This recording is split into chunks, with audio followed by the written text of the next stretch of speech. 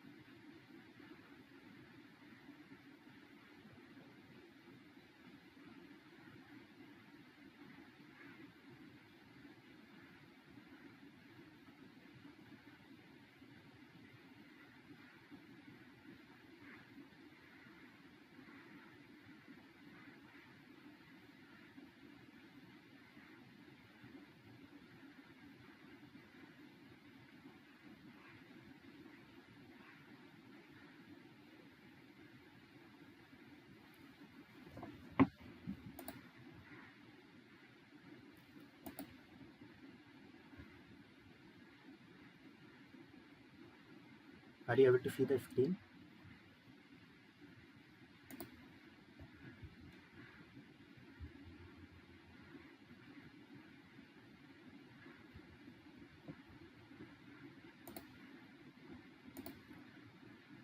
Are you able to hear my voice?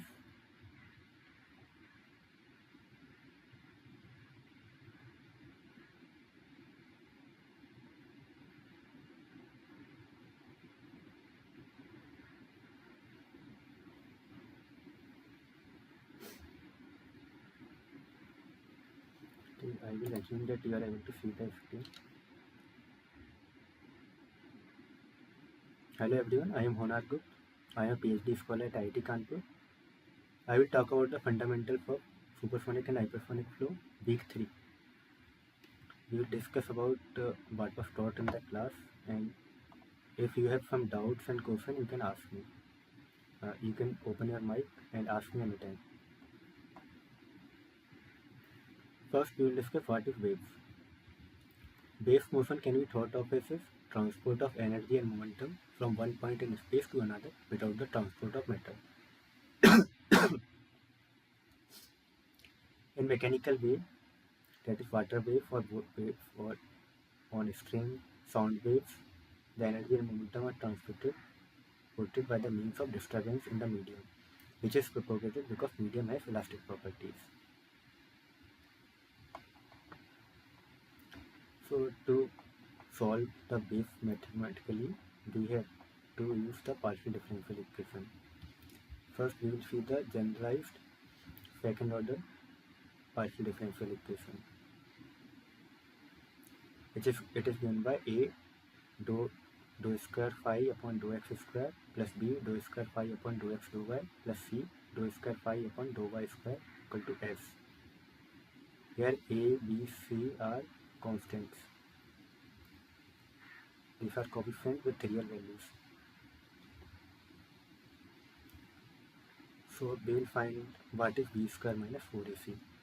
If the value of B square minus 4AC is greater than 0, it is called hyperbolic partial differential equation, and it has two real characteristics. If B square minus 4AC is equal to 0, then equation is called parabolic PDE. It has one real characteristics. And if B square minus 4AC is less than 0, it is a elliptical PDE and it has no characteristics. Characteristics are path through which information is propagated in a solution domain. So if there is flow happening, then through these characteristics, the information about the flow is propagated, you can say downstream or in the solution domain. Let's see an example. 1 minus m infinity square phi xx plus phi yy equal to 0. Here phi xx is nothing but dou 2 phi upon dou x square. This is an equation which we have seen before. It is 2D velocity potential equation for steady, inviscid, isentropic compressible flow past a cylinder body.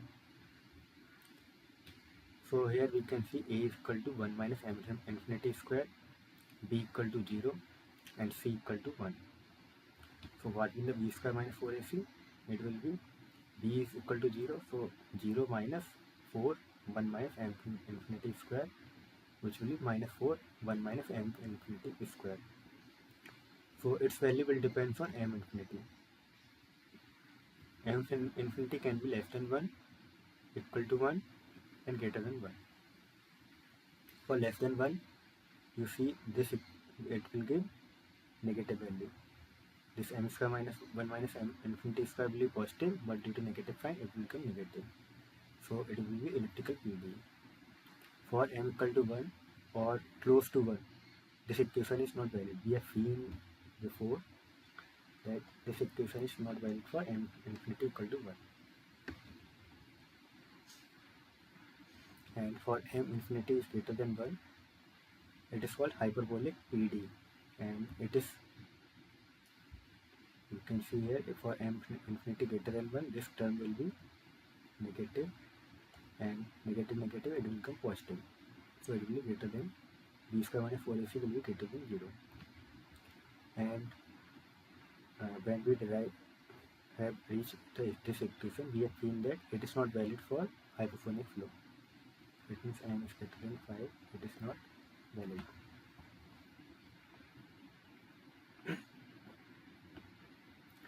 So what is hyperbolic PD? And we have to know that what is the characteristic line. So let's say this is our temporal domain T and this is our spatial domain 0 to L. So in hyperbolic PD there exist two characteristic lines. So at a point where we wanted to find the solution, let's say this point is Pxt, then there exist two characteristic lines. Due to these two lines, the solution of at point P does not affect the full domain. It affects only one small area, due to which there are two zones or domain are made. One is called domain of dependence and one is called zone of influence. So solution at point Pxt will depend all the points on these domains, and the solution on point P will show its influence on the solution of all the points exist in between these points. So this is called domain of dependence and this is called zone of influence.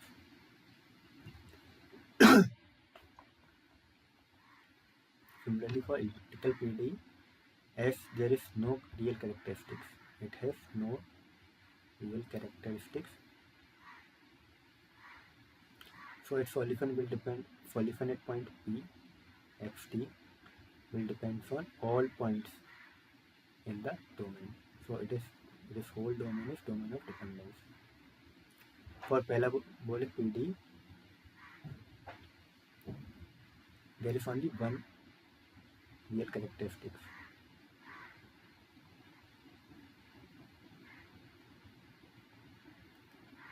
So the solution will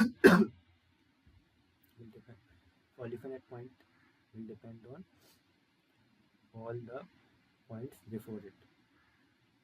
So this is, you can say, domain of dependence. And as we move forward, let's say this point, this will be the characteristic line, so its solution will depend on this domain of dependence. You can see that this characteristic line is just marching forward at another point. So that's why this is one called marching problem also.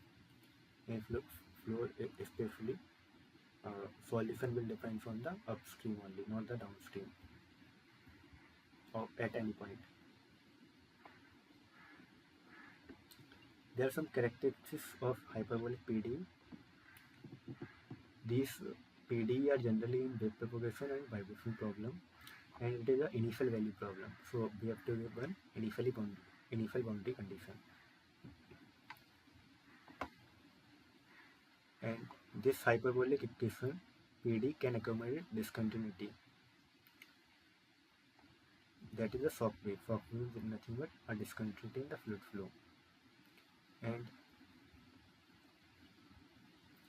the compressible flow which has speed more than speed of sound, there can be shock waves, and inviscid flow equation at these speeds are called hyperbolic. The disturbances at a point can only influence a limited region in space, leading to zones of dependence and influence. We have seen that in hyperbolic, it can affect only a limited zone, which is called zone of dependence.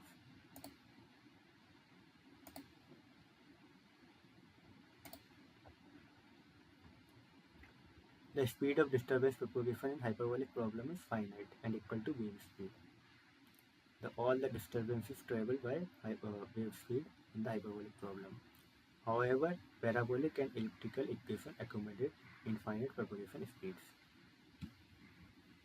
In parabolic and elliptical equation, they can also accommodate infinite propagation speed of wave also. So we'll see one hyperbolic PDE. This dou u by dou t plus a dou u by dou x equal to 0. It is called the wave equation. It is nothing but 1D wave equation, and it will have one characteristics. So in this figure, you can see that there is this one characteristics line dx by dt equal to a, and it moves forward. For the second order equation, it is dou 2u by dou t square equal to a square dou 2u by dou x square. It will have two characteristics lines, like shown in this figure, two characteristics lines which will form a zone of dependence and zone of influence. For solving this equation numerically, we use the upward differential method. Using this method, generally this method is stable for wave equations. So we have written it in discretized form. You can see that this we have written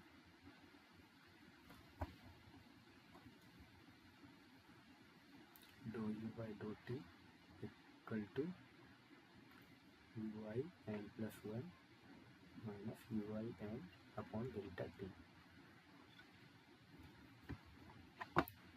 So we have discretized our domain such that this is the x direction, this is t.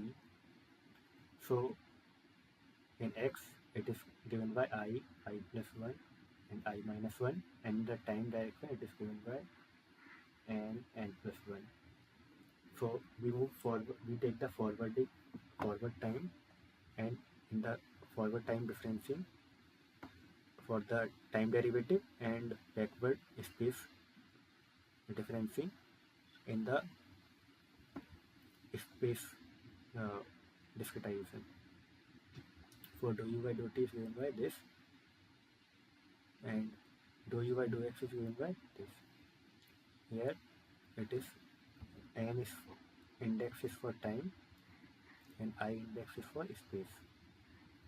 So for backward space discretization, the derivative will get ui n minus ui minus 1 n upon delta x. So using this we can find the velocity or any velocity at any other point. We can give one number c equal to a delta t upon delta x, which is called CFL number, and this solution by this discretization will be stable only if the c is between 0 and 1.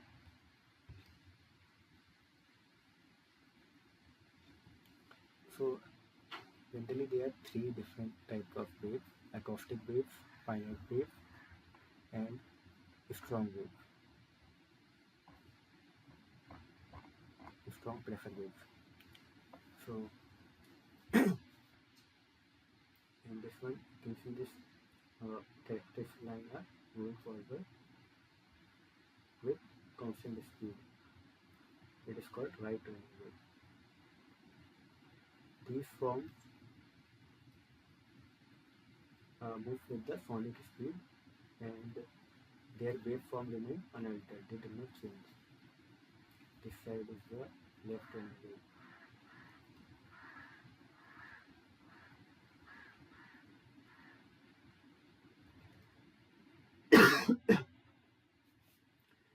And the finite wave, it also has the local velocity of flow u, which also affects the wave velocity. If fluid flow is suddenly given a velocity, then the wave will formed wave will be the finite wave, and they will move with the velocity u plus a, where u is the bulk velocity of the flow. This is the right running wave and this is the left running wave, and these waves can get altered over a time. They does not remain fixed.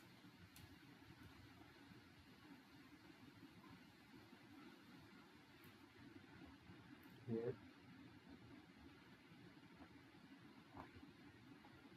we have found this two characteristics line C minus, C plus and C minus. So for C plus characteristics curve, dV plus dpy rho equal to 0. This is a compatibility equation.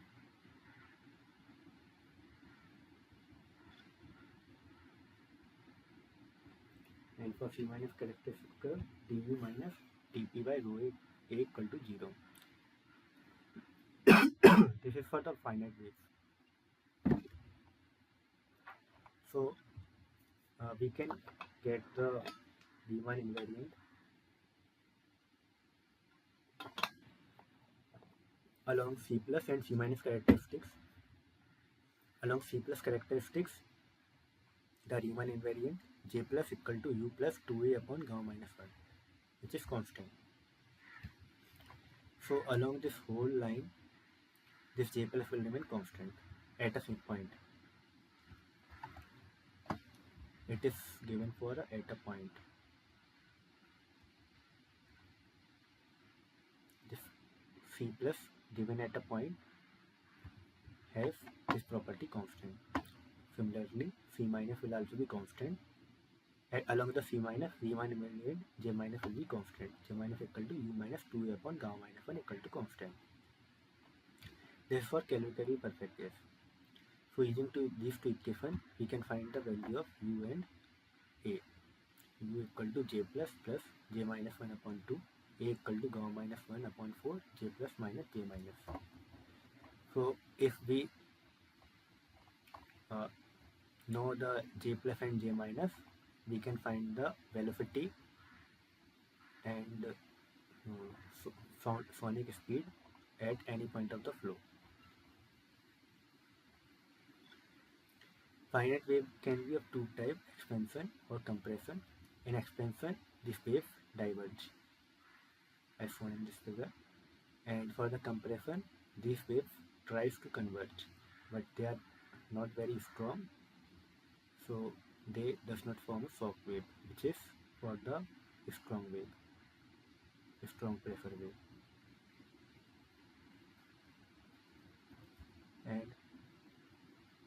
And this one, this velocity is small velocity and this is large velocity. That's why they come close together as time passes.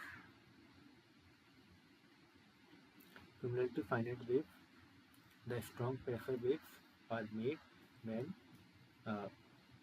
the waves converges and form up one strong waves. Here also there is one slow moving wave and this is fast moving wave. Due to this velocity difference only, all these waves converges and make one strong wave. In this also, wavefront changes its shape as it moves in the space-time.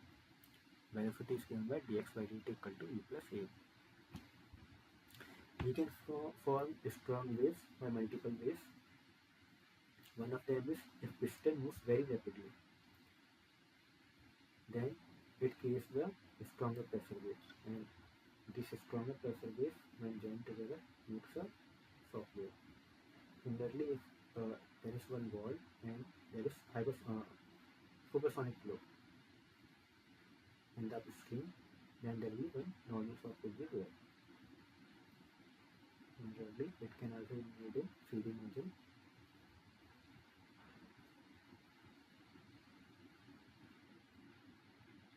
Depending on the back pressure wave, we can get the one normal shock inside the diverging part of the feeding engine.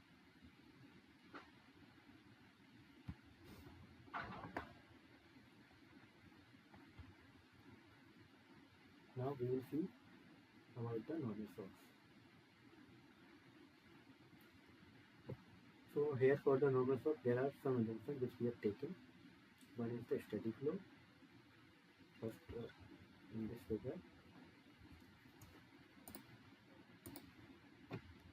you can see this is the normal shock,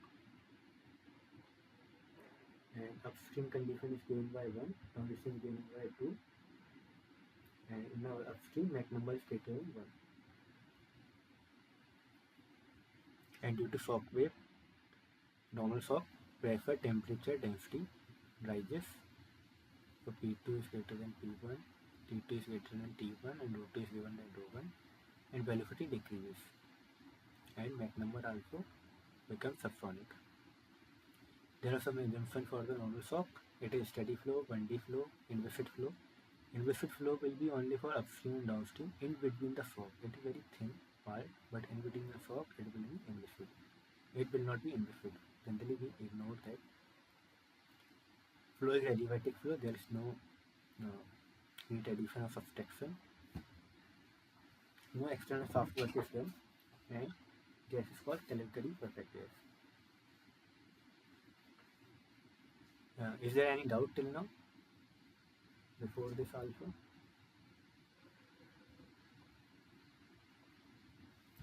If anyone has to ask any question, they can also ask.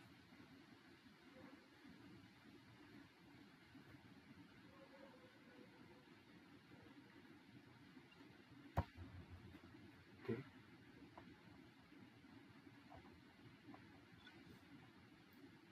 Then we will see how to get the Gaussian equation for the normal shock. This is one standing normal shock, and this is the control volume. In control volume, left side of the shock is given station 1 and right side is given station 2. Here properties is P1, T1, O1, H1, etc. T1.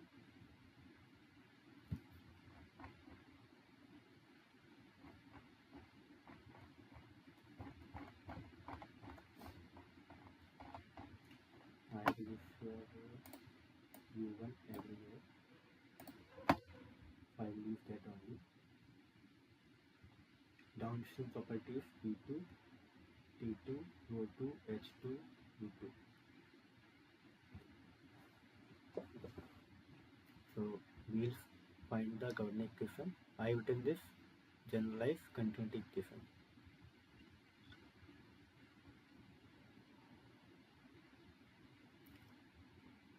There are two terms here. The first term is the derivative with respect to time. As our flow is steady, this will become 0. Due to steady flow, it will become 0. Our equation remains this.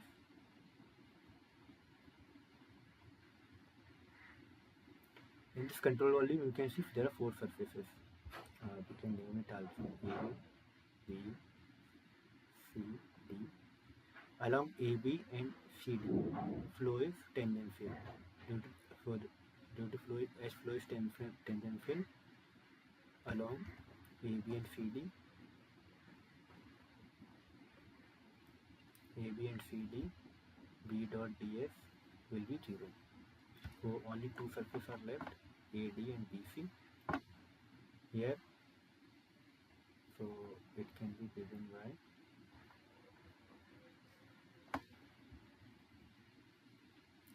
rho u1 I cap dot minus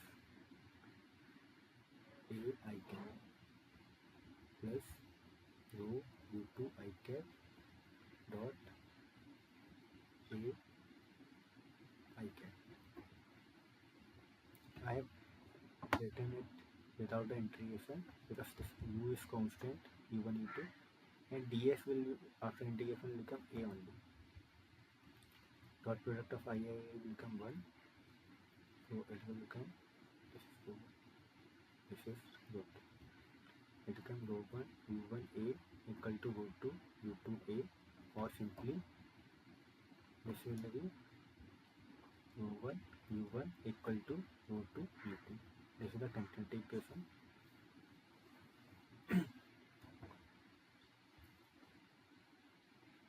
Now we'll see the momentum equation. This is the generalized momentum equation I have written. Dou by dou t equal to triple integration v rho ui dv plus double integration rho b vector b dot ds equal to double integration rho ij dot ds plus triple integration rho f vector dv.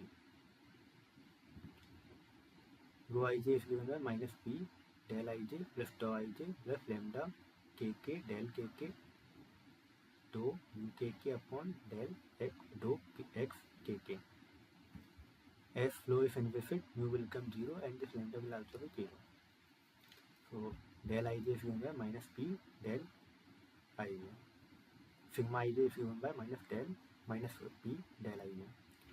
And as our flow is steady, this term will become 0.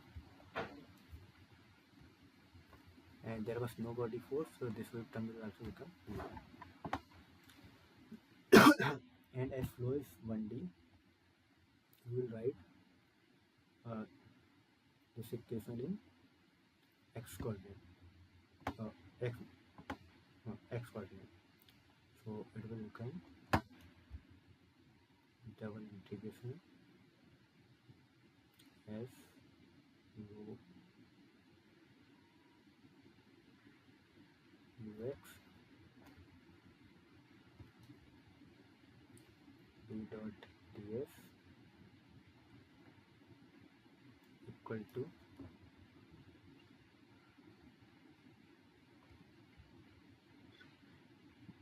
minus p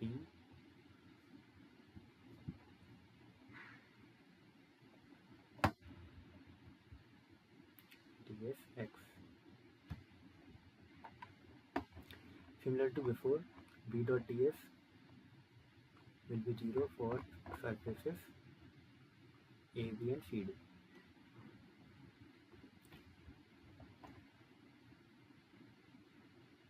And ds also is only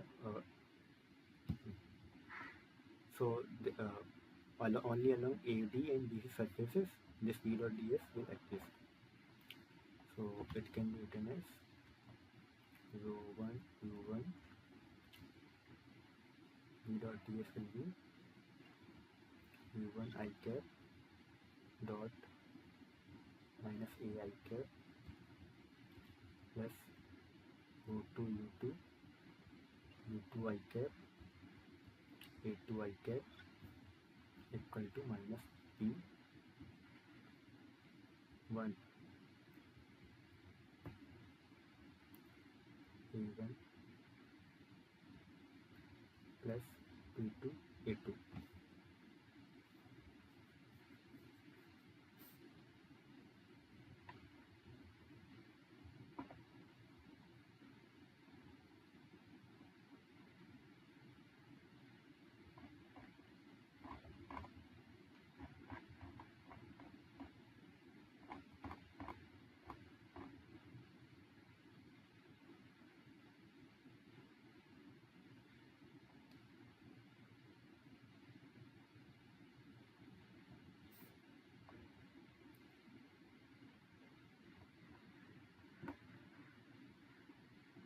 Oh, this already takes care of the sign.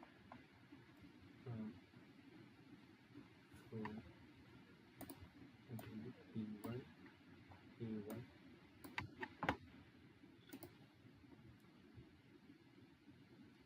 minus p to ap.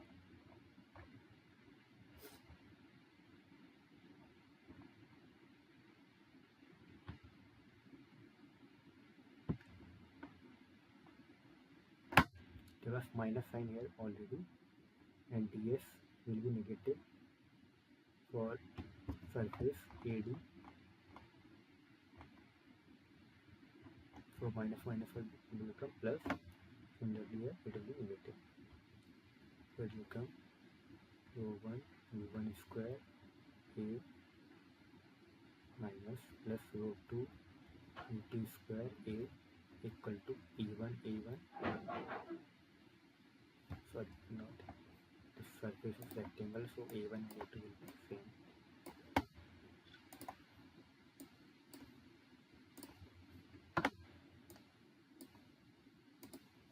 e1a minus e2a. We can remove the a from the equation and rewrite it, then it will become e1 plus rho1 v1 square equal to p2 plus rho2 vt square. This is the x momentum equation.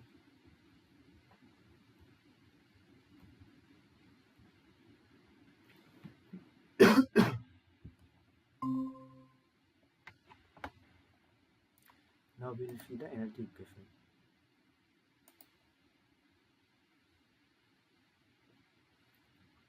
This is the general energy equation. It is given by dou by dou t triple integration rho e dv plus double integration rho e uj dot ds equal to double integration ui sigma ij dot ds plus triple integration rho q dot plus rho f dot ui dv, where e equal to e plus v square upon 2. As equation is flow is steady, it will become 0. There is flow is adiabatic, so this q dot will be 0, and there is no body flow, so f dot will be 0. So our equation will become del integration rho e v dot ds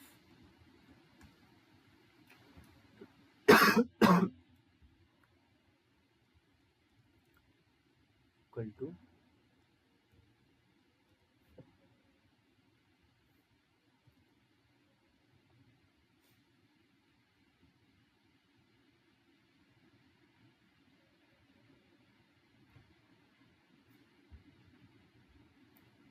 minus p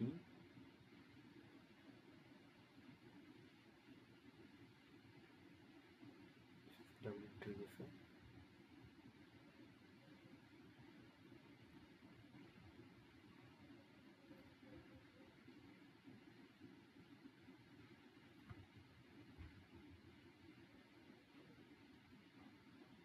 ui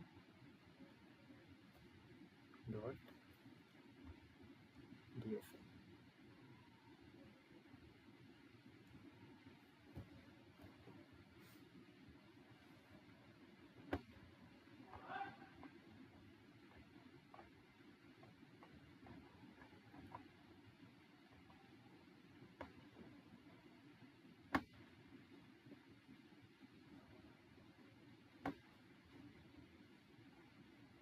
Here one mistake.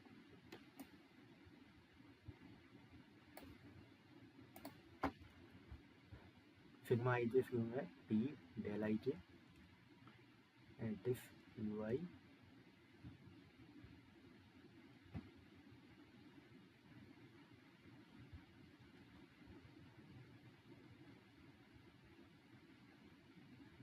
dot dsj.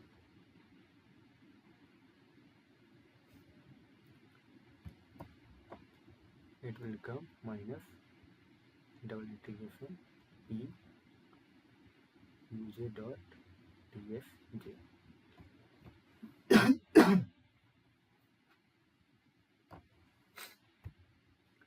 So v dot ds will be this uj dot ds is nothing but b dot ds.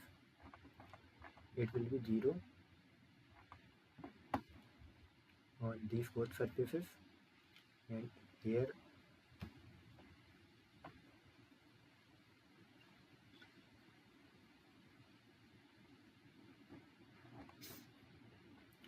as pressure is constant.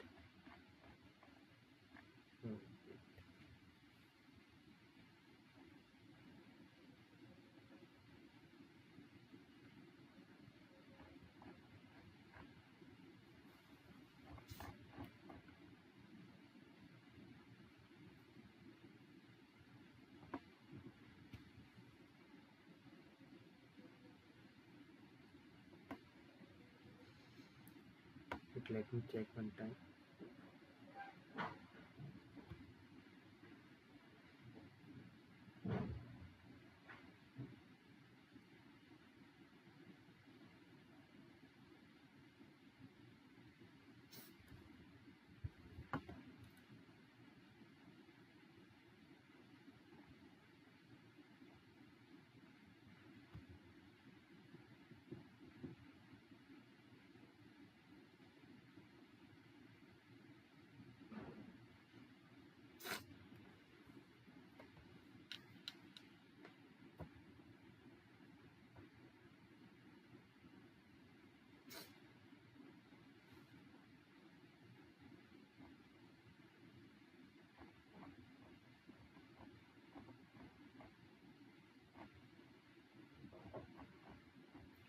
Let me see.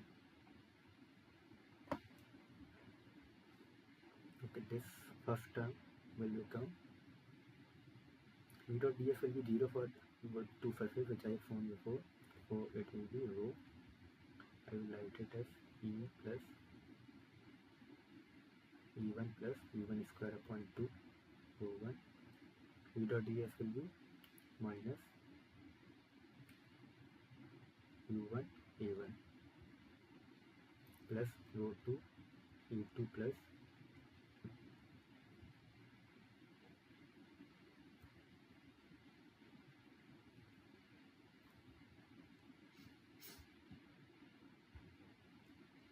vt square upon 2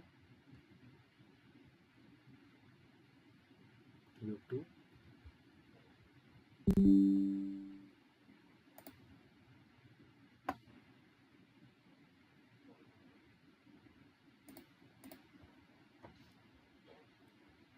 a2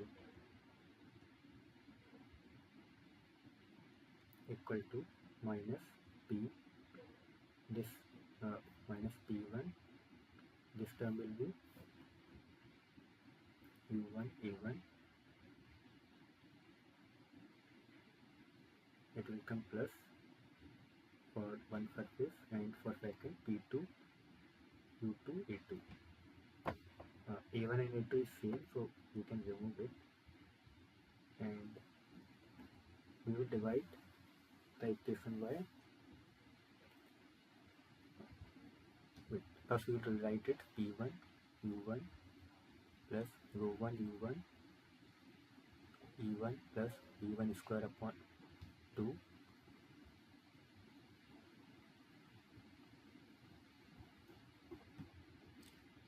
equal to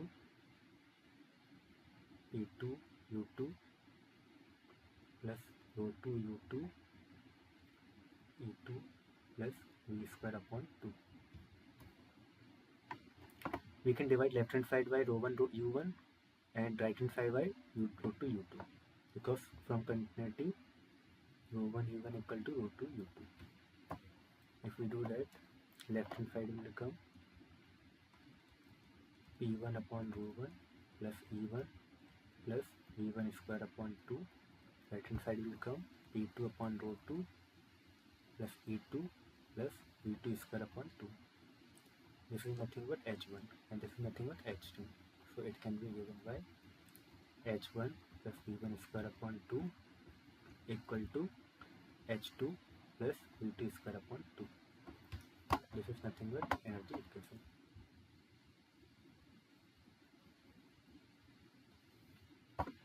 So we have derived three equations.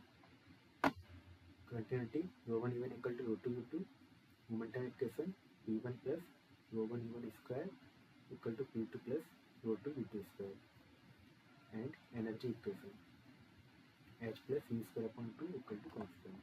We can write it as also h plus this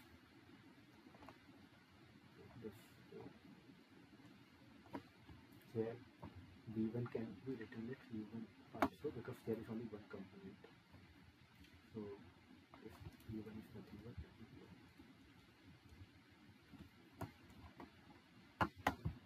V1 and V2 is V2.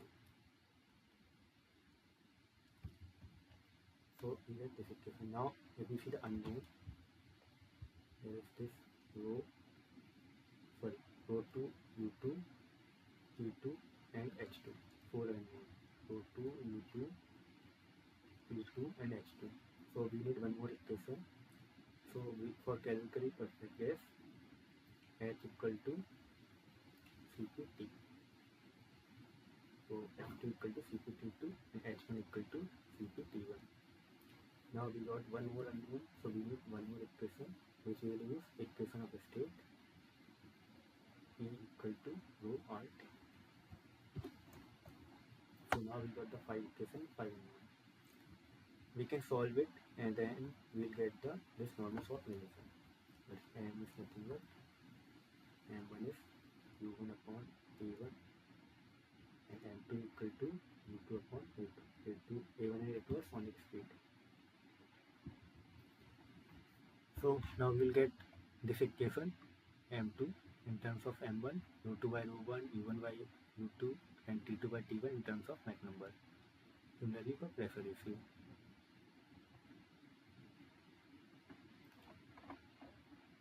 So if for one value of M1 we can get the two value of M2. Sorry, not two value. This for in this equation we can put the M1 from 0 to infinity.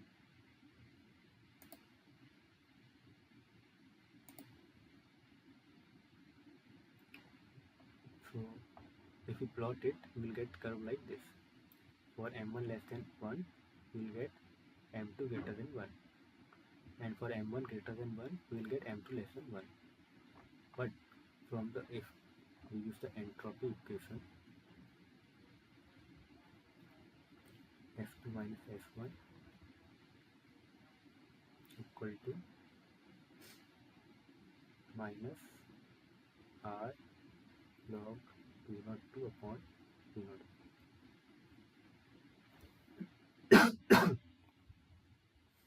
If you use this equation and plot F2 minus S1 upon R with respect to Mach number.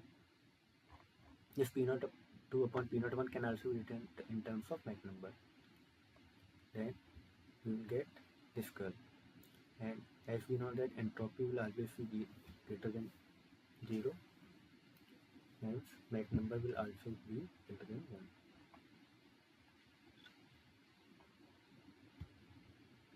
Now we will see the oblique shocks. Oblique shocks can be made using the concave corner or symmetrical page as shown in the figure. For the oblique shock, we will assume a steady flow, and as due to the oblique shock, flow is turned, hence it is a 2D flow. This is also inviscid flow, adiabatic flow, there is no external work, and gas is calorically perfect gas, and there is no body force. So to solve the problem related to oblique shock, we have to take one control volume like this, where this surface F is along this velocity V1 and the surface A is along the shock,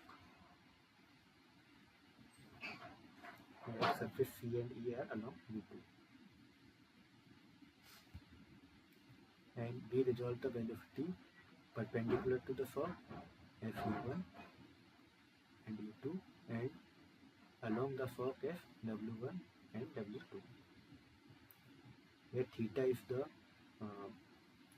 flow deflection angle and beta is shock angle. Similarly to normal shock, this is the continuity equation. This will become 0 due to steady, and this term you can see that for surface F, B, E and C, it will become 0 because V dot ds equal to 0 only for surface A and D, which is along the fork. So along the fork,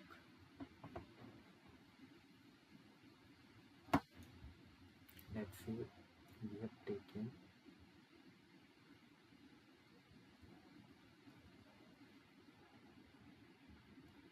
one coordinate system where x is perpendicular to fork and y is along the fork.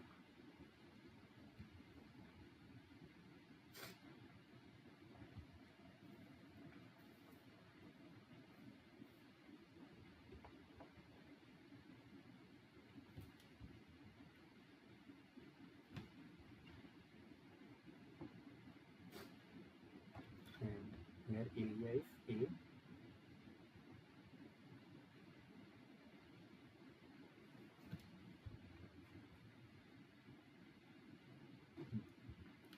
So now similarly, if you write it for these two surfaces, it will become rho1. Here velocity is normal to the fork is v1. v1 I cap, and this area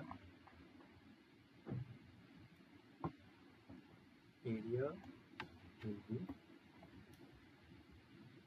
let's say its area is A, and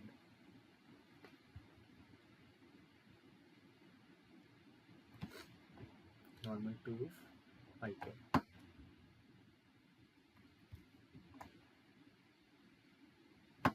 This is in negative direction, so we have to take minus alpha.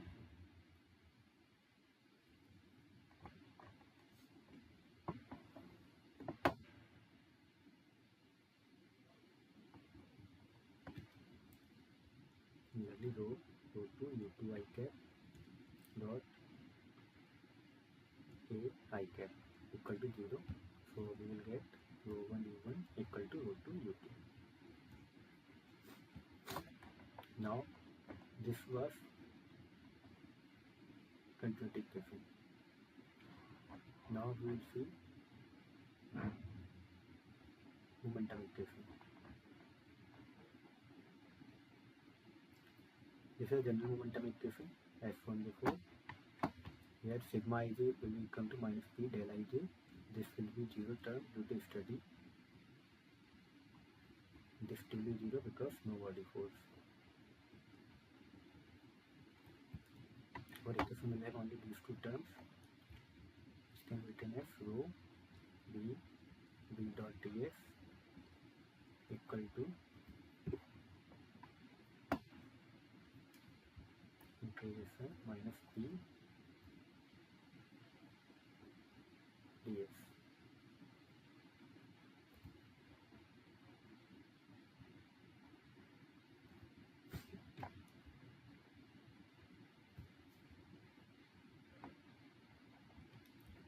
For the x momentum, the v will be u, so it will be rho1 u1. Similar to before, it will be u1 a1 minus plus rho2 u2 a2 equal to minus plus p1 a1 minus p2 a2. A1 and a2 are same, so you can remove it. So it will be rho1 u1 square plus p1 equal to p2 plus rho2 ut square. Similar to normal shock. Y momentum equation, it is 2D flow, so we have to see Y momentum equation also. Here this for Y momentum V2 will become W.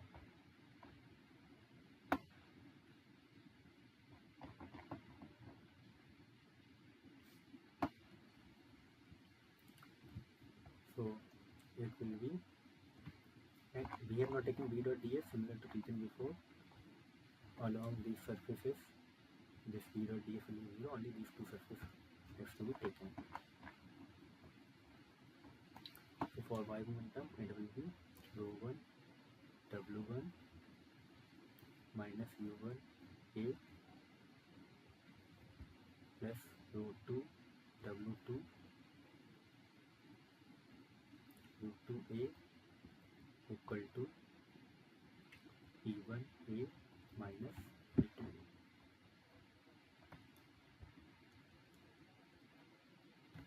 So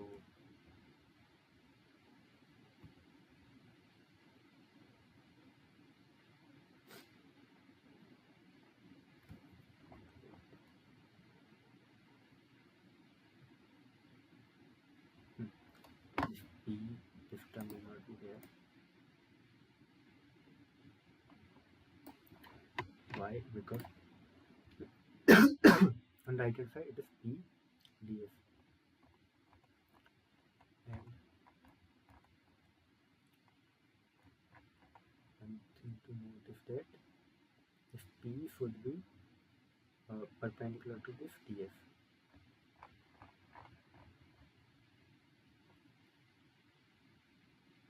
Sorry, along the ds. So here pressure is normal to the surface.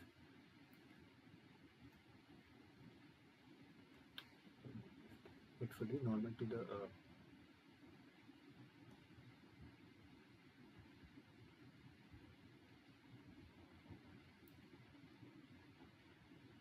along these, it should be normal to the surface, and for this surface ds is here, ds is here, so it will cancel out. This p dot ds will cancel out for these two surfaces, and for this surface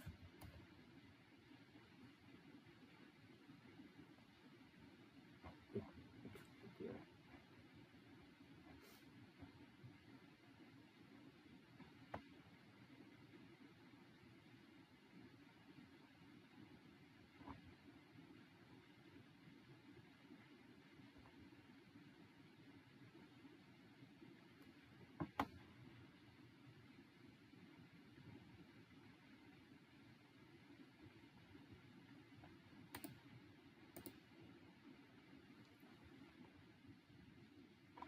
So if you see here, for this ds is in the x direction, ds vector, so we cannot take this for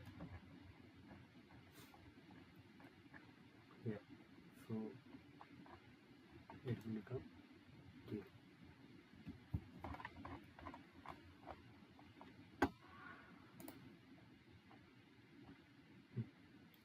So we see that for these four surfaces, p dot ds will cancel out because this magnitude and area is same.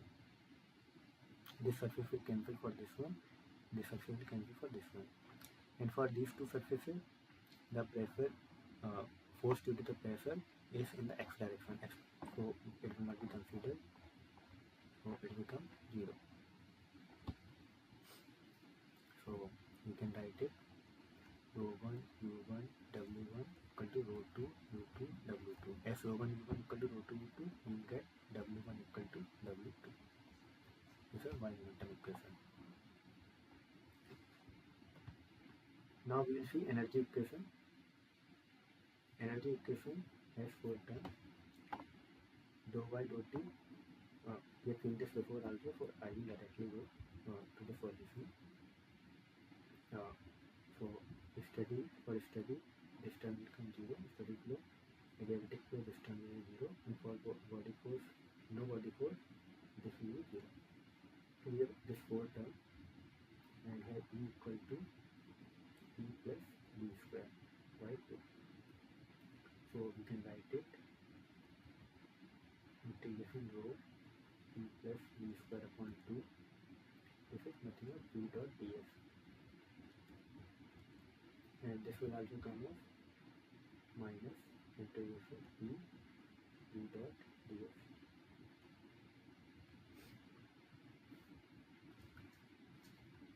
So it it can be written as rho 1 E1 plus V square upon 2. V dot df will be only for two surfaces.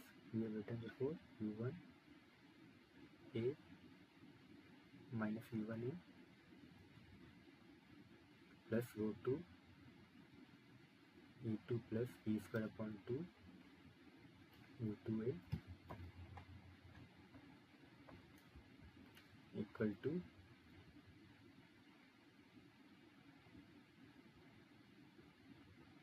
P1 V1A minus P2 U2A. It can be written as P1 E1 plus rho 1 E1 E1 plus V1 square upon 2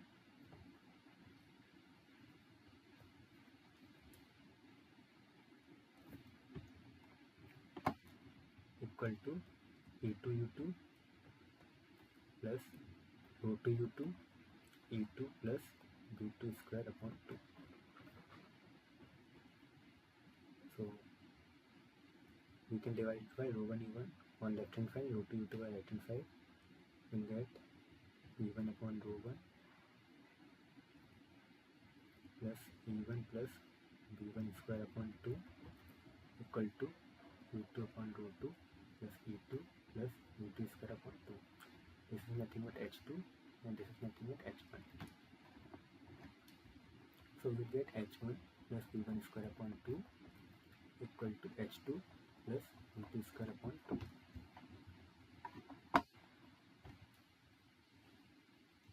And V1 square will be given by E square, V1 square plus W square, and V2 square is nothing but U2 square plus W square. So it can be simplified further. H1 plus V1 square upon 2 equal to H2 plus V2 square upon 2. This is the another equation.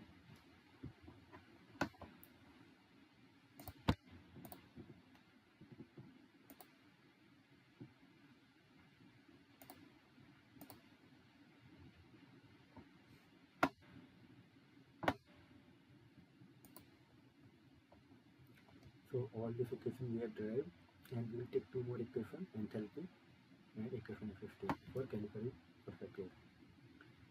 Chemically perfect gas.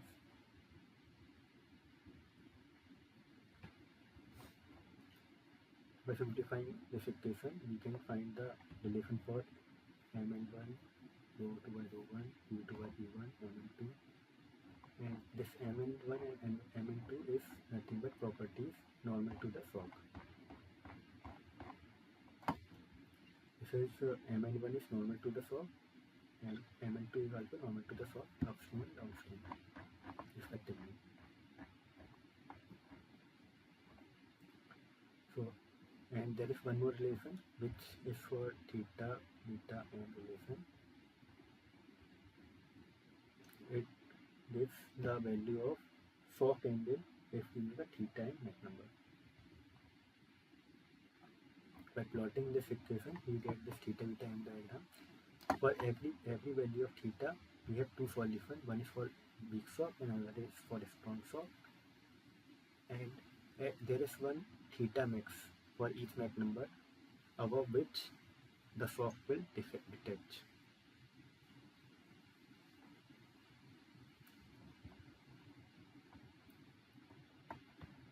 Now we will see the Prandtl-Meyer flow.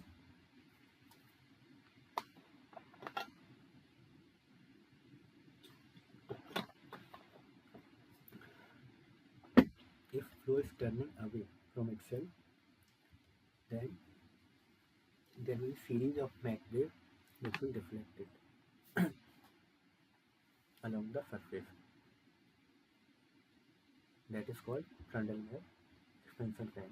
This is the expansion fan. So there are some assumptions like it is steady flow, 2D flow, isentropic flow. For as there are Mach waves are weak waves, so it is nothing but isentropic flow. No external software and chemically perfect gas.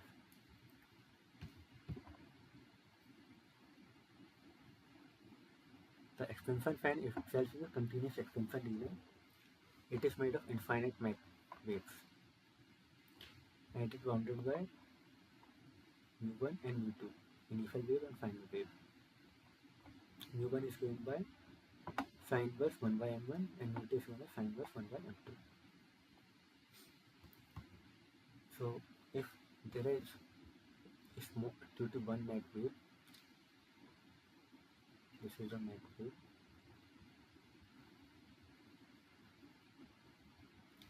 the flow velocity changes from v to v plus dv and deflection angle is d theta. Then if we use this is 90 degree, so this angle will become pi by 2 minus mu. It will be pi by 2 plus mu, and it will become pi by 2 minus mu minus d theta.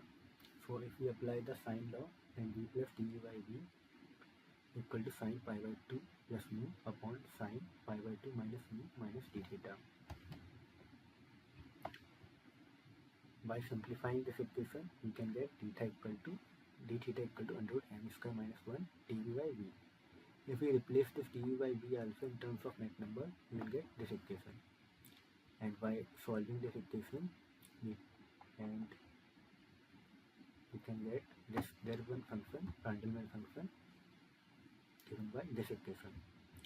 mu m equal to under root gamma plus 1 upon gamma minus 1 tan inverse under root gamma minus 1 upon gamma plus 1 m square minus 1 minus tan inverse under root m square minus 1. Theta 2 equal to this given by mu m2 minus mu m1. Like here, this is forward Mach line, this is rearward Mach line, and we know the Mach angle mu1 mu2 mu1 using the Mach number m1, and we can get the Randleman function also m1 at m1, and if we know the deflection angle theta 2, we can get the nu m2, using which we can find the downstream Mach number. So we can get the properties using this relation. These are nothing but isentropic relation.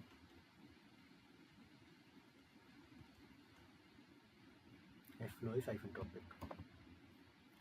You can see one physical trends like Mach number m1 is always greater than 1 and m2 will be greater than m1. T2 will be less than T1, T2 will be less than T1, O2 will be less than O1,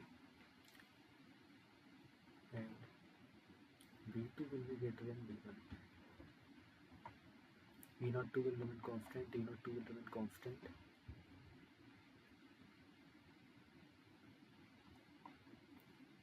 Like I told before, for solving the problem, first find mu m1 from Randleman function. Then using the theta 2, we obtain the mu m2, and we can calculate the m2 using this function. And rest of the properties can be found using isentropic relation.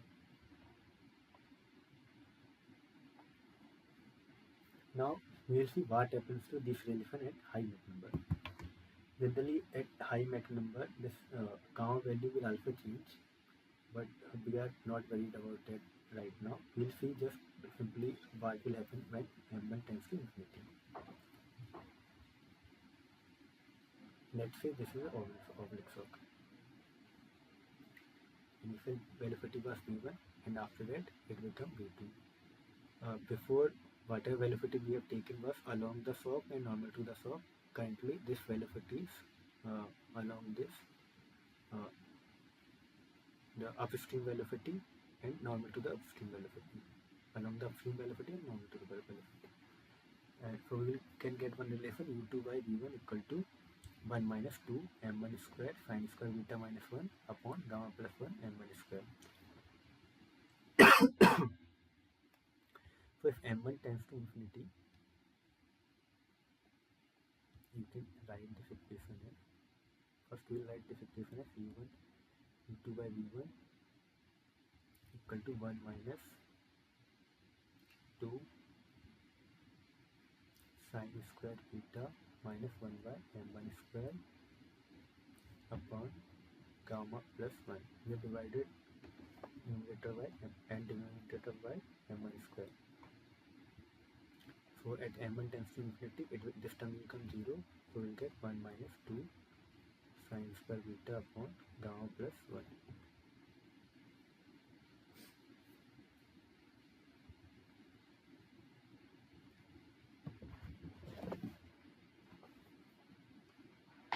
Now we'll see what happens to other relation also.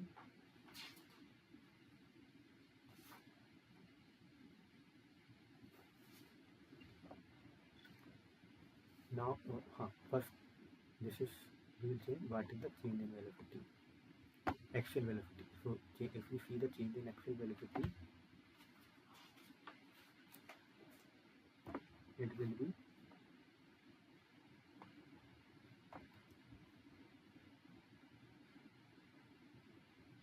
u2 minus v1 upon this v infinity is v1. So we can directly find from this relation, it will be minus 2 sine squared beta upon gamma plus 1. So the sine squared beta,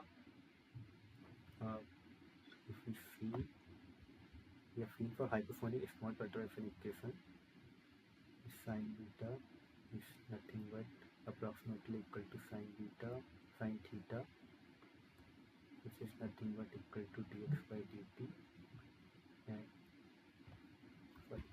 dy by dx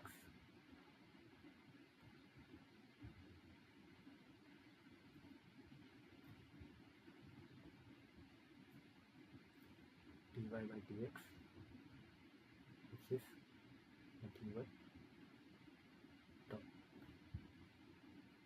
So it is order of tau square. So you might have seen in small disturbance theory, we have, these are the equation. We have seen that we have discretized this disturbance by tau square.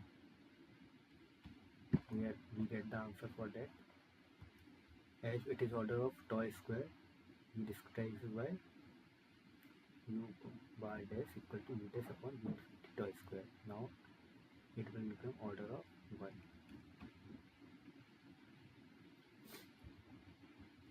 After non-dimensionalization. Similarly, we will see for v2 by v1 is given by 2 m1 square sin square beta cos beta upon gamma plus 1 m1 square. We will also divide this equation by 1 m1 square, so it will become 2 sin square beta minus 1 by m1 square upon gamma plus 1 cot beta. This tends to infinity, so it will become 2 sin square beta cos beta upon sin beta upon gamma plus 1. Sin beta 1 cancel and it becomes sin 2 beta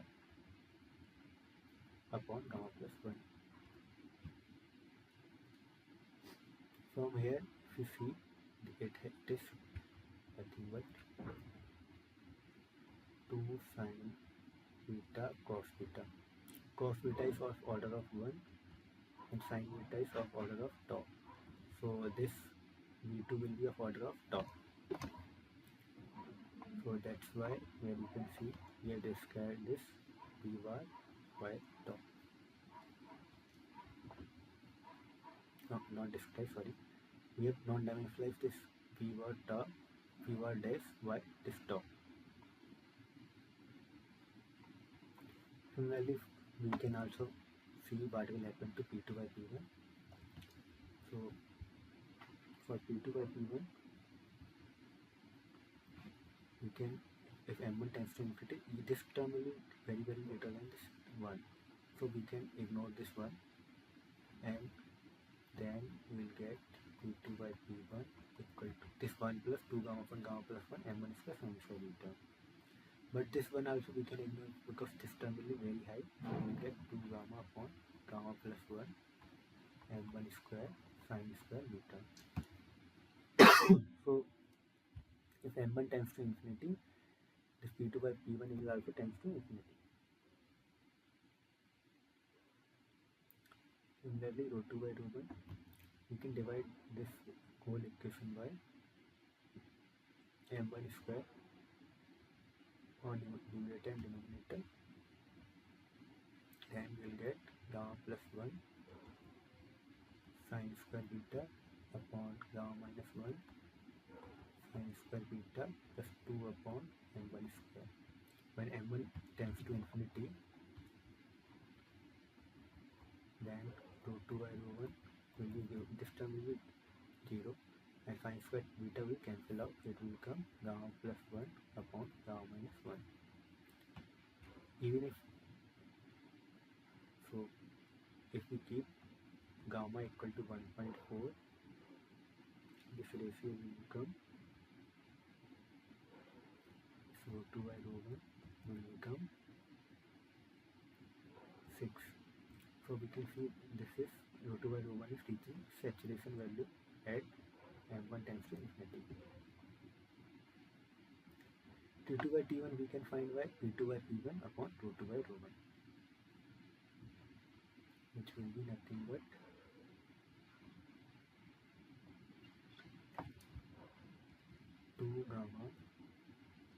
gamma minus 1 upon gamma plus 1 whole square m1 square sine square beta.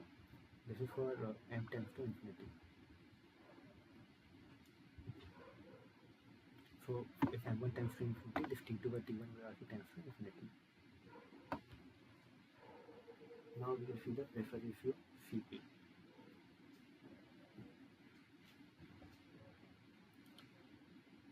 Cp is given by P2 minus P1 upon half rho 1, or this is P1 square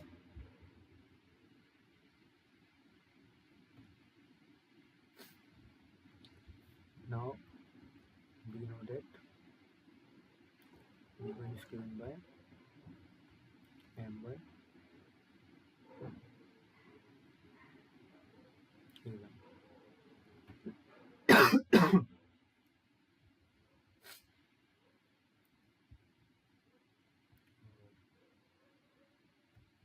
And rho1 is given by, so V1 square is given by M1 square A1 square, and A1 is under root gamma RT, so it will be M1 square gamma R T1. So rho1 V1 square is given by M1 square gamma rho1 R T1. Rho1 R T1 is equal to P1. So it is gamma P1 M1 square. We will substitute it here, and P1 will be divided inside. So we will get 2 upon gamma M1 square P2 by P1 minus 1. So now we substitute the value of P2 by P1 for M1 tends to infinity.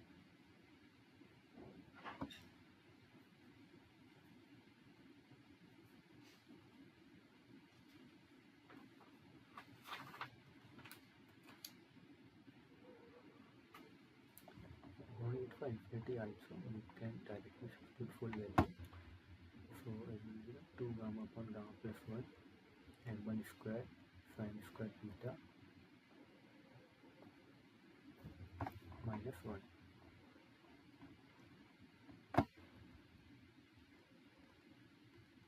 You can ignore this one because it will be very less compared to M1 sine square beta.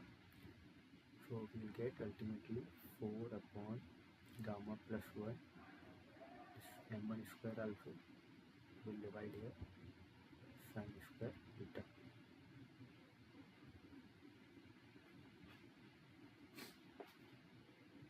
If we see here slightly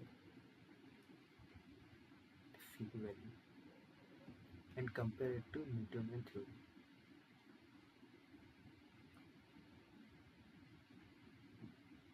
in Newtonian theory we are getting Cp equal to 2 sine square beta, so for theta.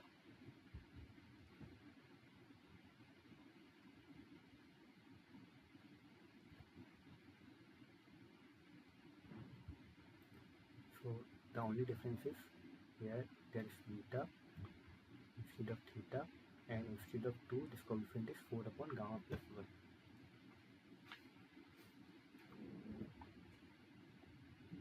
Now we will see what later we will see what does it matter. We will also check at what happens at m tends to infinity for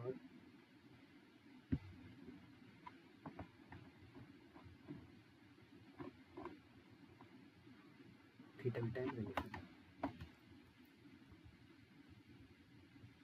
So here 1 will be very less compared to m1 square sin square theta, or you can directly divide it. You can write 2 cos beta sin square beta minus 1 upon m1 square. We have divided numerator and denominator by m1 square at gamma plus cos 2 beta plus 2 upon m1 square. At m1 tends to infinity, we will get tan theta equal to 2 cos beta. This term will become 0 and this term will also become 0 for m tends to infinity. We will get sin square beta upon gamma plus cos 2 beta. Cos 2 beta can be written as cos beta upon sin beta, so it will become sin 2 beta upon gamma plus cos 2 beta.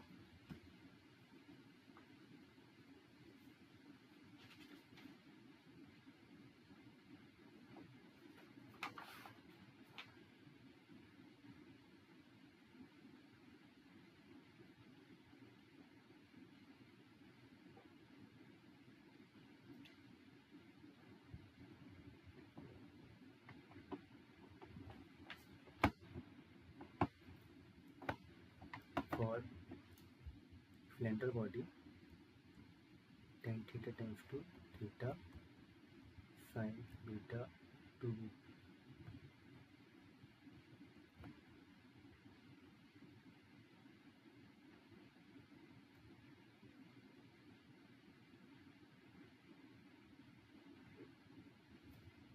Sin 2 beta tends to 2 beta and cos 2 beta tends to 1. So we get theta equal to 2 beta upon gamma plus 1, or beta upon theta equal to gamma plus 1 by 2. If we take gamma equal to 1.4, then this beta will be nothing but 1.2 theta. So we can see that for cylinder body, beta is only 25% greater than theta.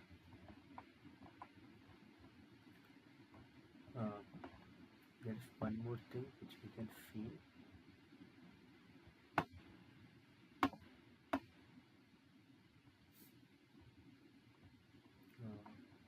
We'll see it here.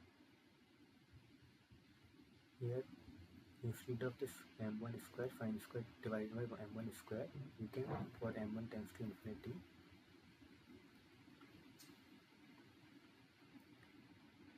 you can simply state that m1 is less than m1 square sin square theta,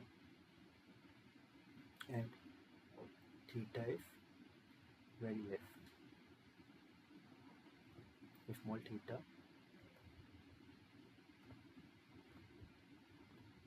is small, then beta will also be smaller. Sin beta will be beta, tan beta will be beta, tan theta will be theta. So theta equal to 2 upon beta m1 square beta 1 square upon m1 square gamma plus 1.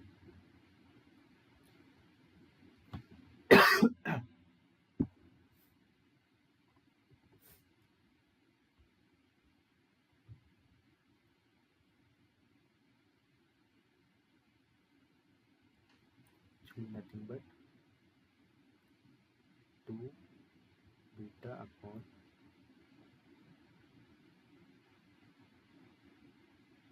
gamma plus 1. Similar thing which we got using this. But here one thing is that here we are getting one term m1 beta. So this m1 beta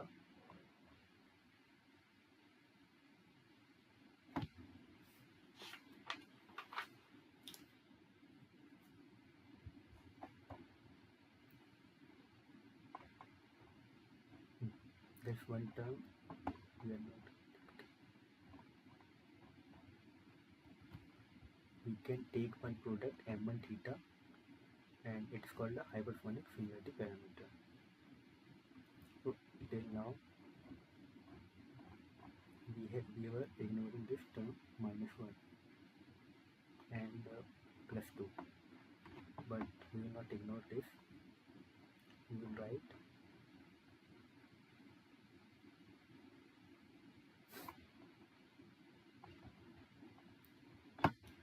for a small angle theta, then theta equal to 2 upon beta m1 square beta 1 square minus 1 upon m1 square gamma plus 1 plus 2.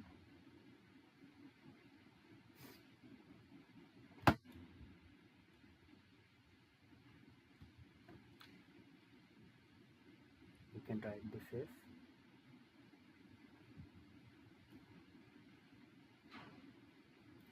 m1 square gamma plus 1 upon 2 beta theta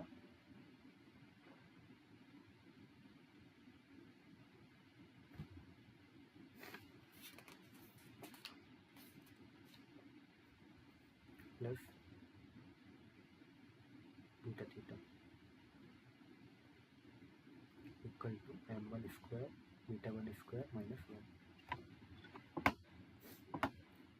This equation we can write in terms of beta by theta. We will divide whole equation by theta square. So we will get m1 square beta 1 by theta. No need for 1.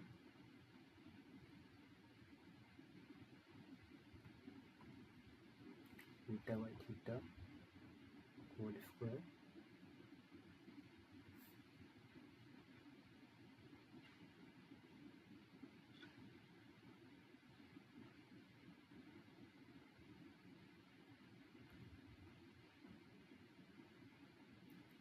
minus m1 square gamma plus 1 upon 2 plus 1 beta upon theta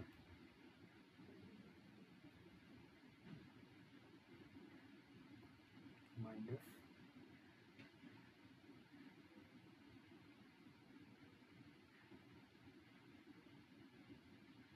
one upon theta square. We will also divide it by m1 square also. So this term will go, this m1 square will go here, m1 square will come, and m1 square will come here. This m1 square, this term you can neglect also to 0. So we will get beta upon theta square equal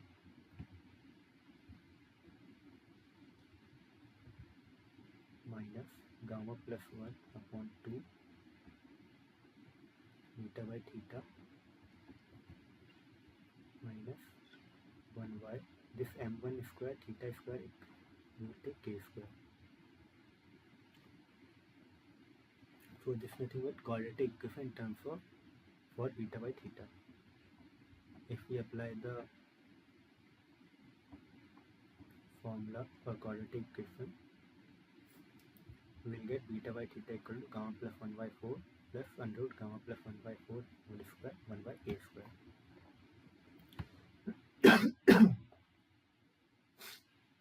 Now not consider the k. So if we consider the k for k equal to 1, it will become, this term will become gamma plus 1 by 2, 1 by 4. And gamma plus 1 by 4 plus gamma plus 1 by 4, it will be gamma plus 1 by 2. So before the value which we are getting, beta by theta equal to gamma plus 1 by 2, it was for k equal to 1. Similarly, we can find P2 by P1. In P2 by P1, if we see the equation here, is m1 square sin square beta, it can be written as m1 square beta square. Then from before equation we can substitute for beta, and then we will get the equation in terms of k. Similarly for CP also, here we are getting sin square beta, which can be written as beta square, and we can substitute the value of beta here, and we will get the value of CP.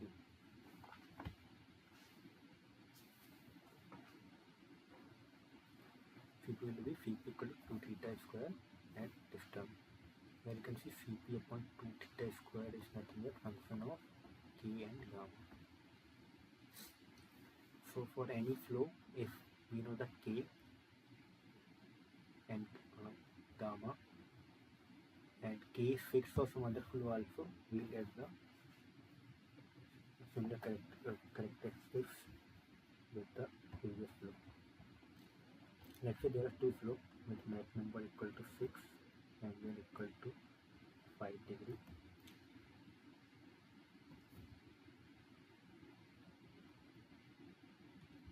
Angle equal to 10, Mach number equal to 10, angle equal to 3 degree, and Mach number equal to 5 and angle equal to 6 degree. If you see m1 theta, where it is 30, if theta 3,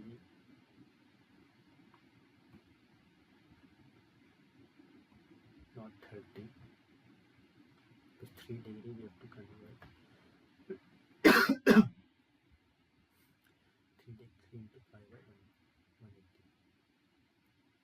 in the radian, then it is 380 into 5 by 180. Here also m1 theta will be 5 into 6, 5 by 180 means 30 pi by 180. If m1 theta both are same for both flow, it means k1 is same,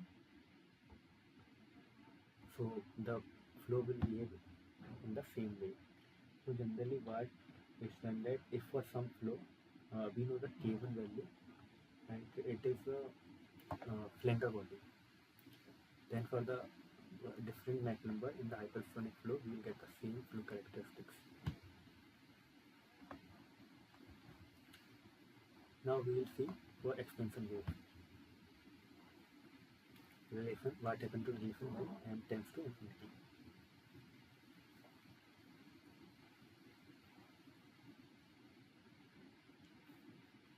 So theta is given by mu m2 minus mu m1, and we know that mu m is given by under root gamma plus 1 upon gamma minus 1 tan inverse under root gamma minus 1 upon gamma plus 1 m square minus 1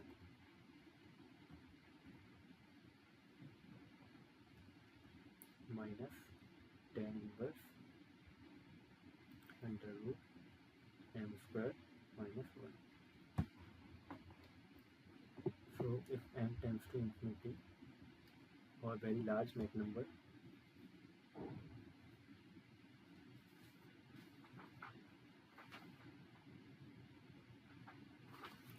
one thing I forgot to mention before, here m is not infinity.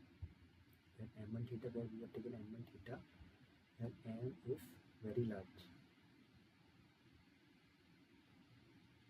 but finite.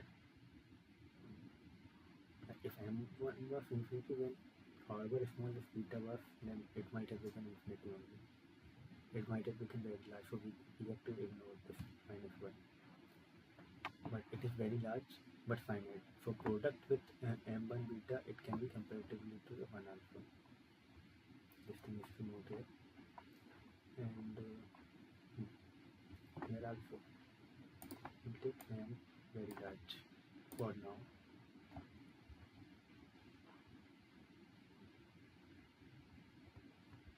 Then what happens that m square is very little than 1.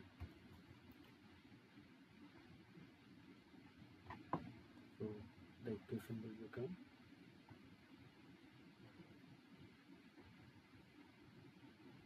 m equal to under root gamma plus 1 upon gamma minus 1 tan inverse under root gamma minus 1 upon gamma plus 1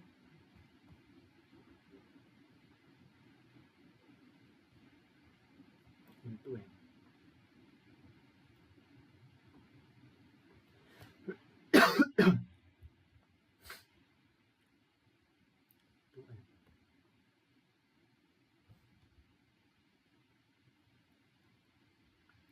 Minus tan inverse n.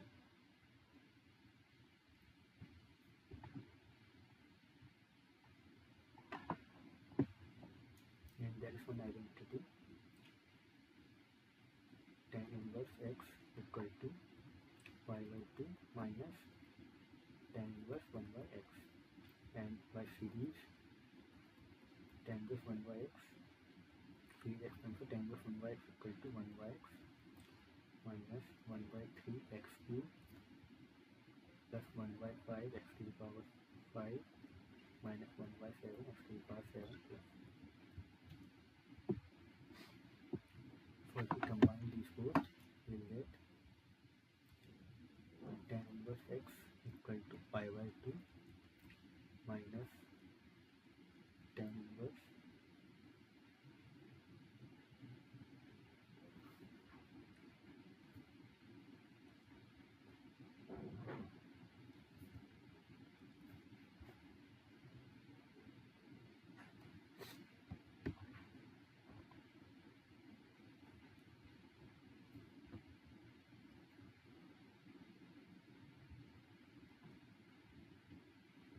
and write for tan inverse n.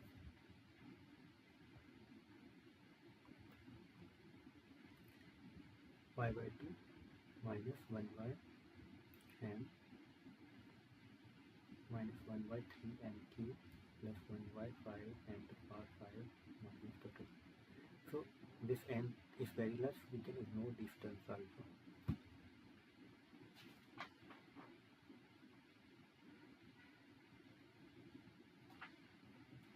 And similarly for tan inverse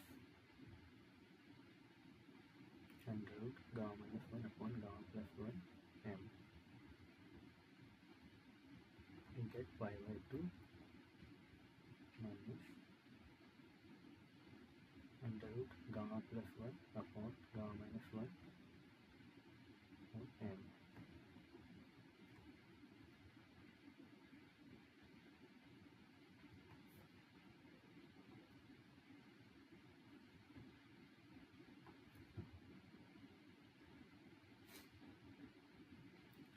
The higher order terms which we will ignore.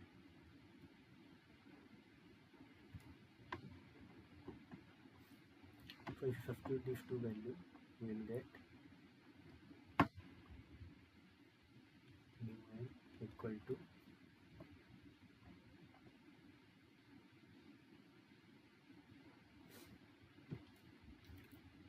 pi by 2 under root gamma plus 1 upon gamma minus 1 minus gamma plus 1 upon gamma minus 1 1 by m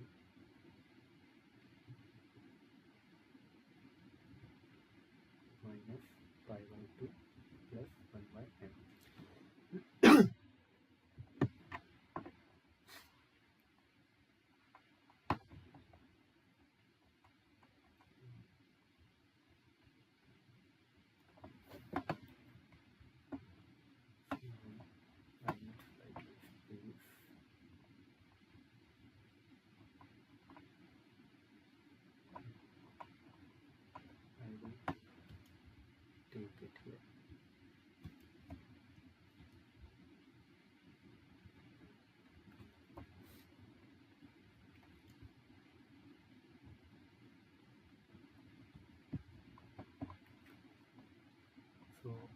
get mu m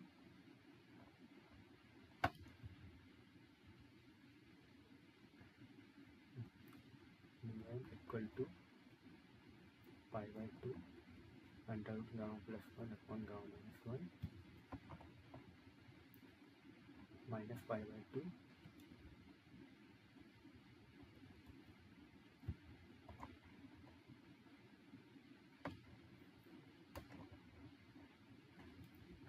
plus 1 by n 1 minus gamma plus 1 upon gamma minus 1.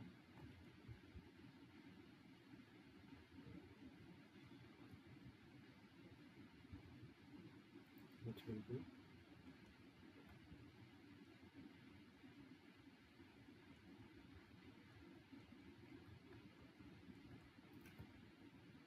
if we take the LCM, it will be gamma minus 1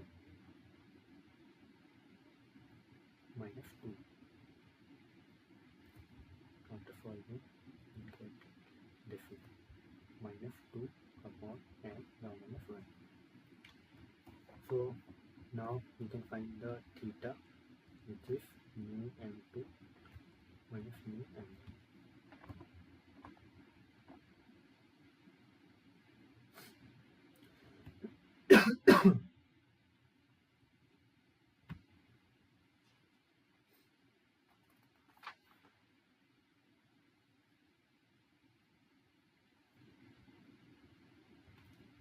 Minus 2 upon m2 gamma minus 1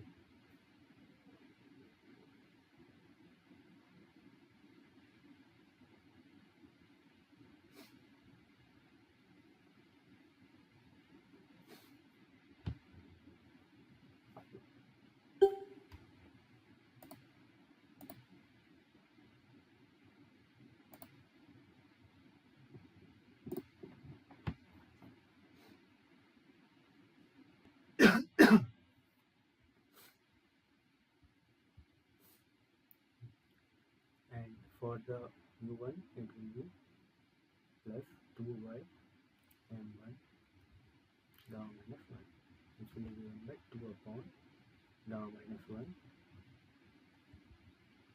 upon m1 minus 1 upon m2.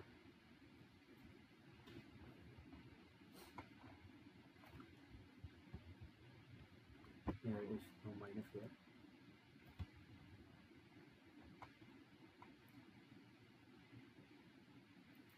Now this condition only you can simplify more.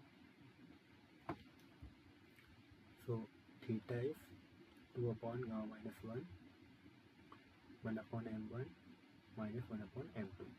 We will multiply the equation by m1.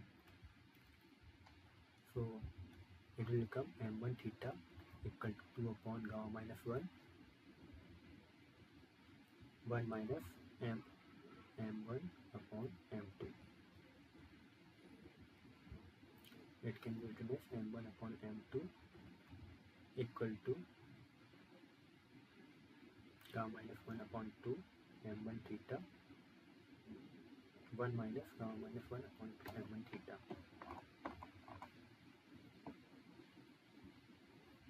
This relation, and this m1 theta will be equal to k 1 minus gamma minus 1 by 2 into k. P2 by P1 also you can find. This P2 by P1 is nothing but isentropic relation, and we know that this m1 square term will be greater than this 1, and this gamma minus 1 by 2 and gamma minus 1 by 2 will cancel out, so it will become m1 upon m2 to the power 2 gamma upon gamma minus 1.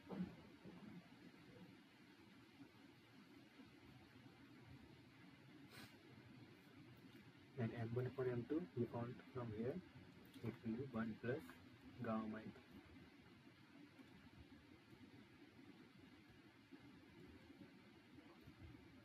it will be 1 minus gamma minus 1 by 2 k to the power 2 gamma upon gamma minus 1.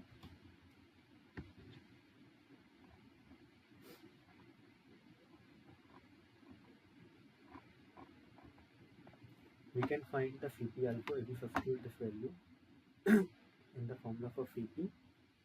We'll get the relation in terms of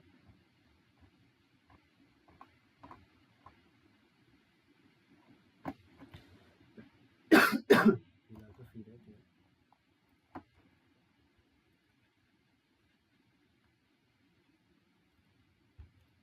Cp is given by, we have found one relation for Cp.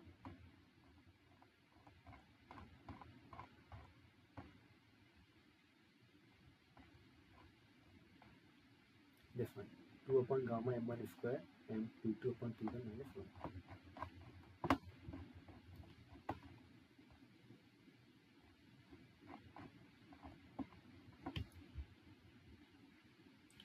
Upon gamma m1 square p2 upon p1 minus 1. 2 upon gamma m1 square p2 upon p1 value, we know that 1 plus gamma minus 1.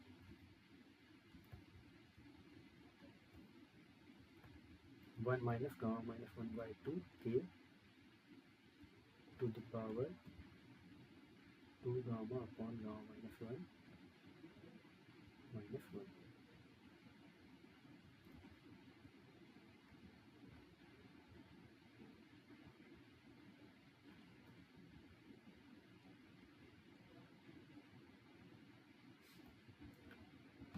If we divided the equation on both sides by theta square, we will get 2 upon gamma m1 square theta square, so it will become k square. 1 minus gamma minus 1 by 2 k to the whole power 2 gamma upon gamma minus 1 minus 1. This is also a function of k and gamma. So now we have found the relation in the hypersonic limit, finite number limit.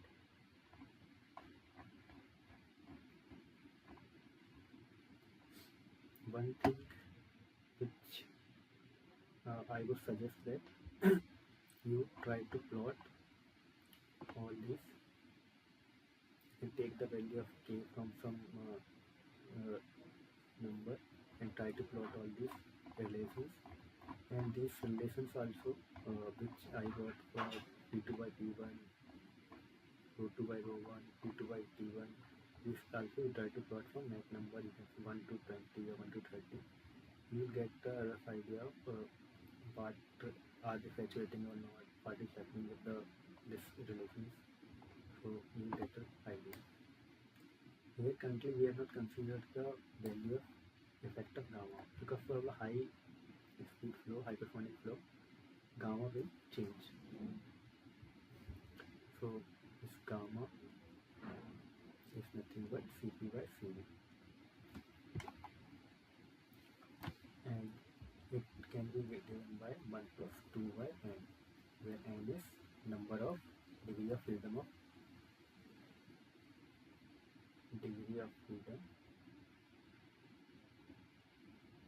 of molecule.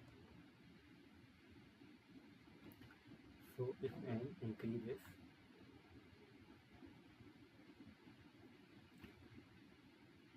the motions of molecule will increase. Initially there will be only translation motion, then if n increases, rotational motion will also be added, or you can say if there is vibrational motion, n will increase, and electronic motion also will increase the n.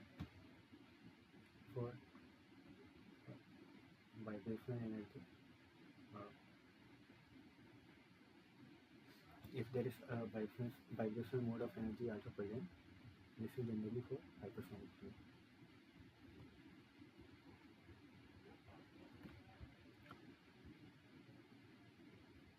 So for translation only motion,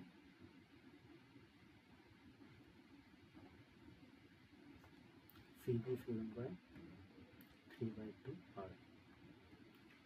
Cp you can find by Cp minus Cv equal to R division, which will give Cp equal to 5 by 2 R. So we will get gamma equal to Cp by Cv equal to 5 by 3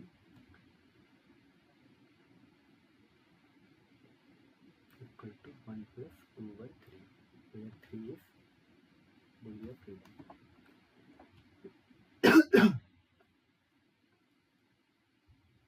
Generally, if you see that also, let's say this gamma equal to 1 plus 2 by n. It can be written as n plus 2 by n. And if you see from this relation only,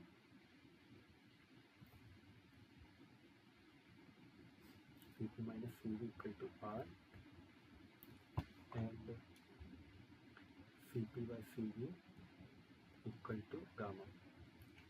Then we will get Cp equal to gamma Cv. If you substitute it here, we will get gamma minus 1 Cv equal to R. So Cv equal to R upon gamma minus 1. Now, if you substitute this gamma equal to n plus 2 by n. So what will be the gamma minus 1? Gamma minus 1 will be n plus 2 by n, or simply here minus 1. It will be 2 by n.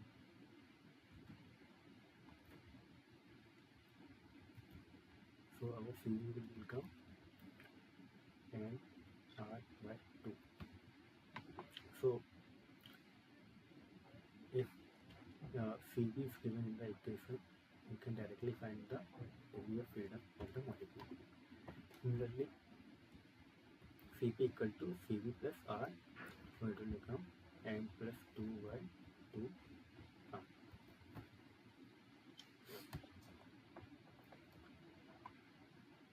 Now, in all these relations, main variable over there, mainly gamma. Gamma is also one variable, so you can try plotting all the relations like P2 by P1, O2 by O1 in high Mach number limit for n time n from n for 1 to let's say 7 or 8, and check for different Mach number, and Mach number also you can say 1 to 50. For this, you try to check for these relations T2 by T1, Cp, etc. and check what is the difference you are finding. You will get the more clear idea of what is happening with the relations.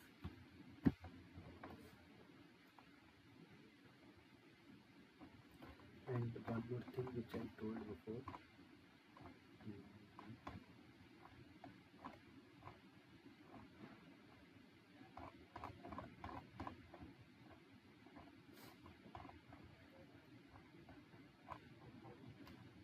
we found Cp.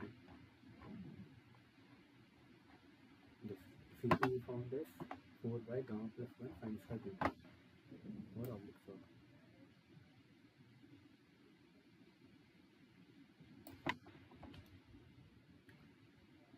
For oblique log,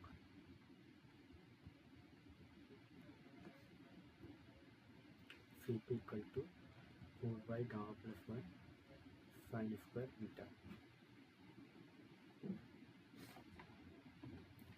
So for cylinder body,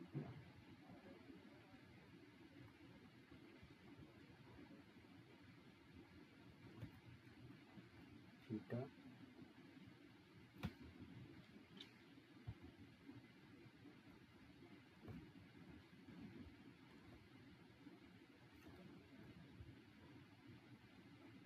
sin theta tends to theta, and sin beta tends to beta.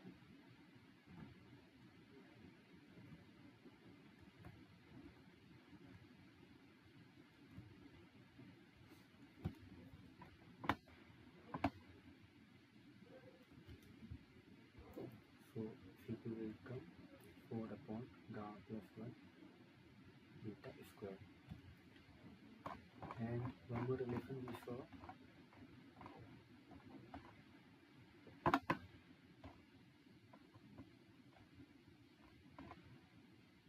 this relation.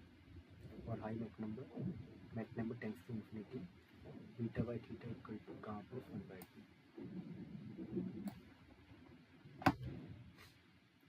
2. is for n tends to infinity, and similarly beta equal to gamma plus 1 by 2 theta. You can substitute it here. You will get Cp equal to 4 upon gamma plus 1 into gamma plus 1 by 2 square theta square, which will get gamma plus 1 theta square.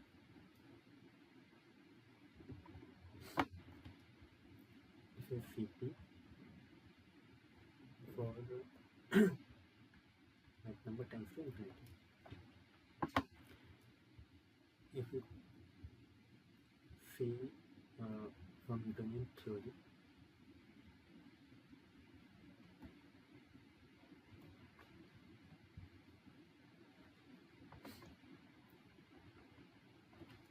you are getting Cp equal to 2 sine square theta, which will be equal to 2 theta square for cylinder bodies. If you compare these two relations, only difference is in the coefficient. Here coefficient is 2, here coefficient is gamma plus 1. So you can see that there is not much difference between these two. You can try plotting this and check how much is the difference. So you can see that when m tends to infinity, this gamma is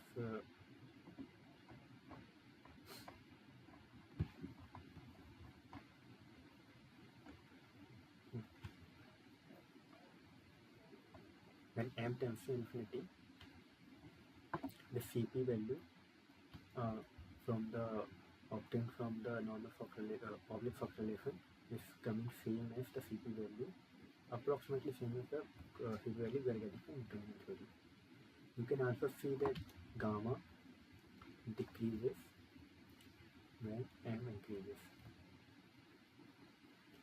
So gamma will be moved towards 1. Limiting value,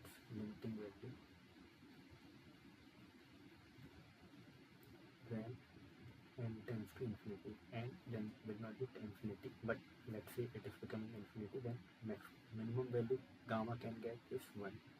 So it's at its minimum value Cp will become 2 theta square. Both will be the same. So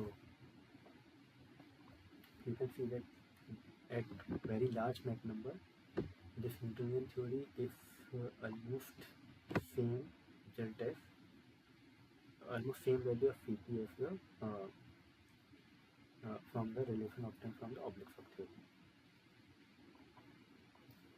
You can check by seeing different problems also. Take one problem for one flat plate in a hypersonic flow, and check what will be the Cp this side using the Newtonian theory and regular oblique Fock theory.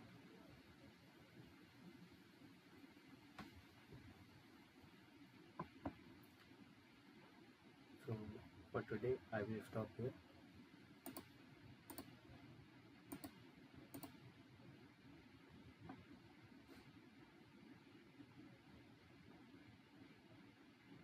Thank you.